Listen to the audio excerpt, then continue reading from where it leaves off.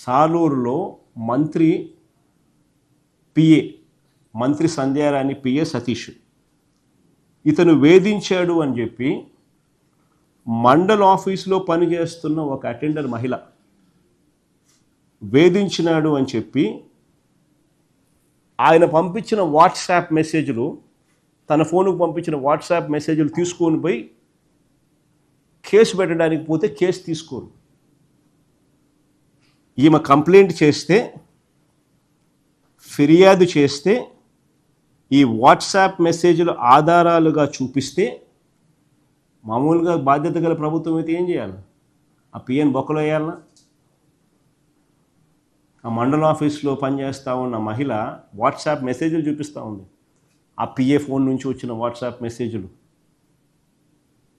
Harass చేస్తా, ఒక మహిళను అబ్యూస్ చేస్తా, నాతో పండుకుంటావా, ఇంకొకరితో పండుకుంటావా, ఇంకొకరితో పండుకుంటావా అని చెప్పి ఇటువంటి గలీజ్ మాటలన్నీ మాట్లాడతా వాట్సాప్లో ఒక మంత్రి పిఏ ఇట్లాంటివి చేస్తే అని ఏం చేయాలా? బయటకు వస్తే ఇది జైల్లో పెట్టాలన్నా, బొక్కలో వేసి కొట్టాలన్నా? అది కొట్టడం కదా దేవుడు, కనీసం బొక్కలో అయితే వేయాలన్నా?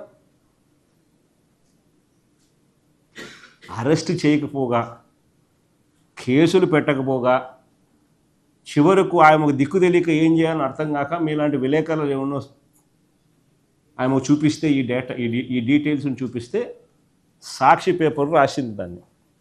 అంతే, రాసిన సాక్షి విలేకరిని మీద కేసులు రాసినందుకు ఎక్కడికి పోతాం మనం?